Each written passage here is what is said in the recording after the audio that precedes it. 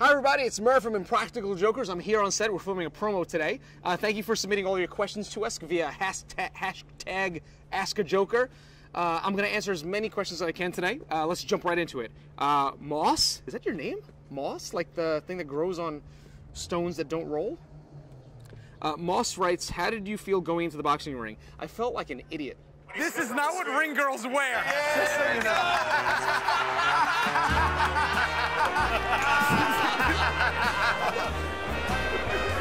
Or you look like a homosexual ostrich has been set loose. We actually got thrown out because the last time I went in, I was holding the sign up that said I hate boxing. I think we reversed it in the edit, so that was my second to last turn. But that was the last turn, and that was being broadcast live on TV. And I overstayed my time in the ring. I guess a ring girl is only allowed to be in for 30 seconds, and I was in for like 35, and the ref screamed at me. He goes, "Get the hell out of the ring!" And they threw me out, and then the official people from the higher-ups from the sports, I don't know, boxing commission came over and they shut us down.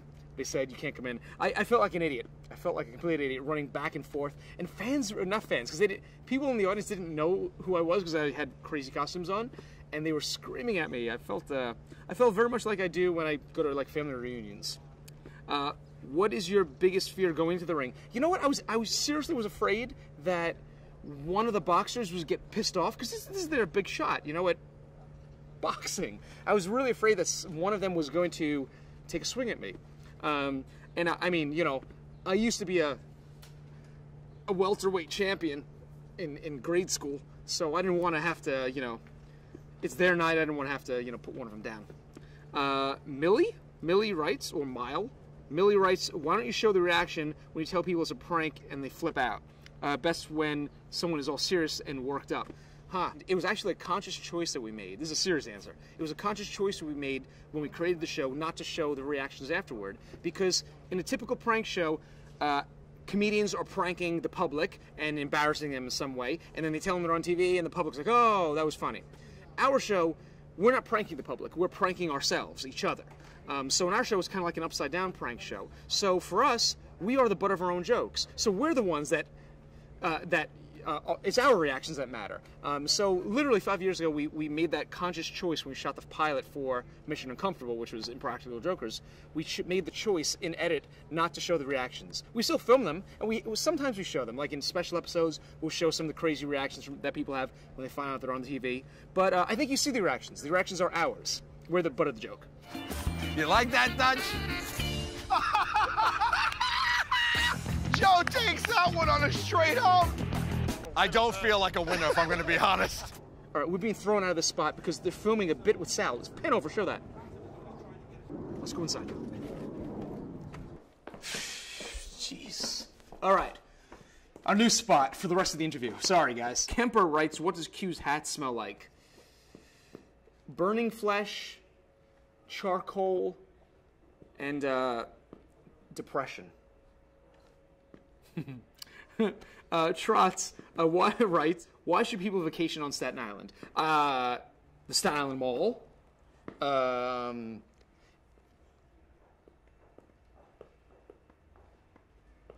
mall.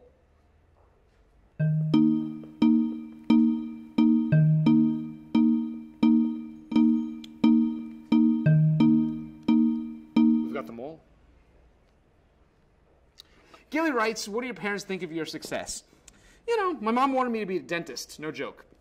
Or a podiatrist, because she has really big bunions on her feet, and they're gross. When I was a kid, she used to pay me like $1 to rub her feet. It was gross. So, thank God I didn't become a podiatrist or a dentist. Not that there's anything wrong with those careers. They're wonderful if you like gross people's mouths and feet. Bikini Ann? She writes again every week. Can you show us a clip from next week's episode? You know I'm going to say yes. Why do you keep asking me this, Bikini Ann? Let's take a look. You came down from that way? Yeah. Yeah, I was looking for a guy down there. Joe, just describe him to himself. There was a guy in a hoodie that came down from, he came in from the Macy's entrance. He had headphones. I just got off the bus. He had headphones in, he got off the bus. He wore a hat, took his hood down.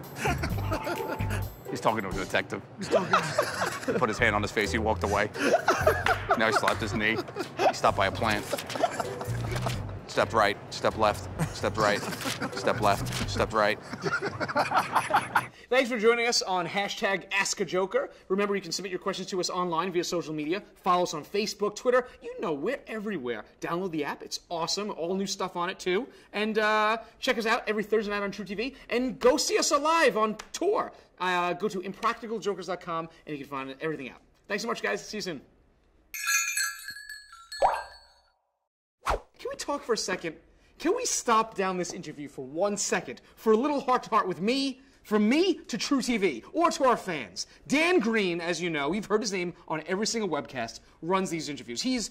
We love him to death. He works for truTV. Dan Green is still using an iPad that was created in 1978. Okay? It's now cracked. Since our last web chat that we shared together, his iPad is now cracked. He's using Steve Jobs signed the back of this tablet. It's now cracked, and look at the case. Will somebody at truTV or our fans send Dan Green a new iPad? Okay, my commentary is over.